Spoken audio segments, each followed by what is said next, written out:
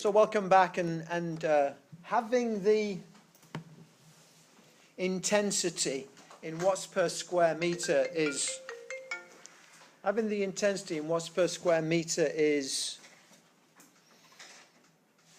logical, but we don't do very well on powers of 10. What a power, if I was to say, if the Empire State Building is 1 unit high, what is 10 to the minus 6 of that? I think we'd have a tough time deciding what kind of size it is. And 10 to the 8, the tendency is to think that 10 to the 8 is not that much smaller than 10 to the 6. 10 to the minus 8 is not that much smaller than 10 to the minus 6, but it's a factor of 100 smaller. So we don't do very well on that. So along came Alexander Graham Bell, who was very interested in actually helping people who were unable to hear. He had this great idea that if you somehow could record the signal of speech, then you might be able to understand what people are saying. So if I could speak into a microphone and you recorded that wave pattern on, say, an oscilloscope, then in principle you should be able to look at that trace and read it, and you can't. And you can't because we all speak differently, and yet we can understand each other. If you've got a machine to try and do what we do naturally, it wouldn't work very well. In fact, within my lifetime, it's gone from not being able to do that at all to being able to do that kind of better and better. Siri is getting better and better. I mean, you train Siri. Siri kind of learns from you. But, and that's computer power, and that's, once it becomes achievable, then there's an awful lot of work done on software and the like. So Alexander Graham Bell was kind of interested in this kind of stuff. And he recognized the fact that we need a simple intensity scale, which is logarithmic, and so he came up with this. He said, the intensity of sound depends upon the amplitude of pressure variations within the sound wave.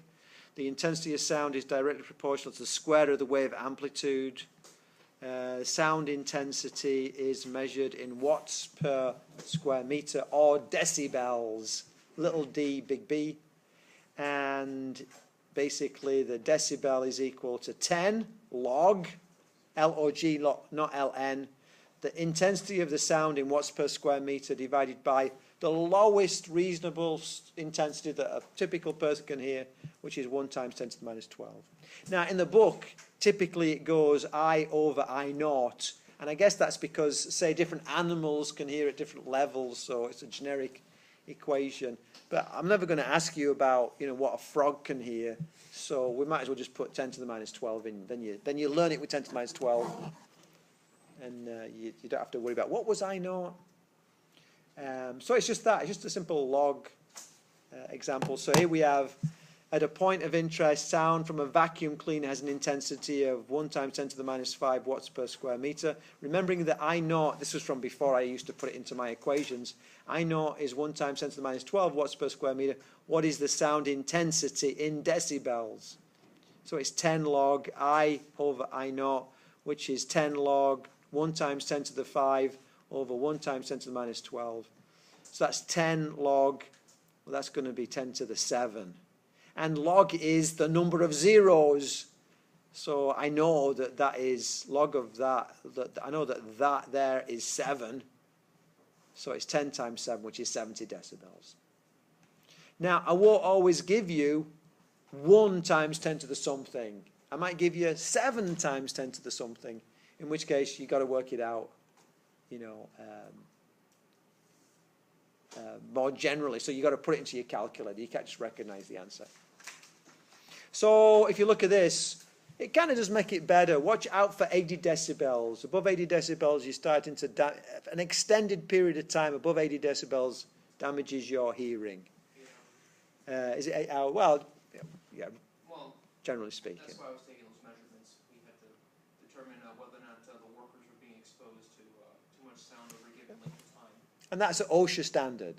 And so the thing I was going to tell you is when the audiologist told me that my hearing had been impaired, he said, you know, and it was caused by listening to loud music in college. And I thought, I've worked in industry for so long, he can't possibly know that it's caused by the sound of the loud music in college. And I said, hold on, I've worked in industry. I've worked around turbomolecular pumps, which make a whining sound, which goes on all day, and gets to the stage where you stop hearing it because it's this constant buzzing all the time. You know, I've been around that kind of technology for years. It must be caused by that. And he came back to me really quick saying, oh no, the sound emitted by that kind of machine is governed by OSHA, and they don't allow people to make pumps like that to go in that environment that will damage you. You know, they're careful. Anybody can listen to music as loud as they like. So he was like, no issue. You were listening to the loud music because at work you'll be more protected.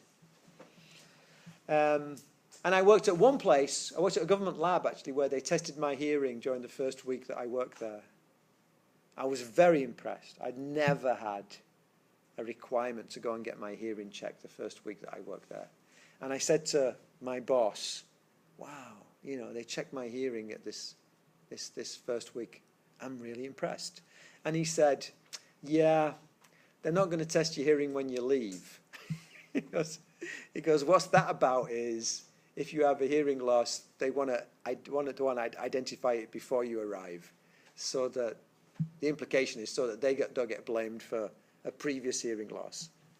And they didn't check it when I left. They just said, bye-bye, nice to know you. So, you know, got to watch out. Can you do this one for me, please? Oh, I guess I didn't stop the last one. Did I not actually ask you for the answer to the last one? Well, everybody said the same thing anyway. So remember, at a point of interest, the sound from a whisper has an intensity of 3 times 10 to the minus 9 watts per square meter. Remembering that I is 10 to the minus 12, and just learn the equation with it in. I'm not going to put that into a test question. Just learn it's 1 times 10 to the minus 12. What is the sound intensity in decibels?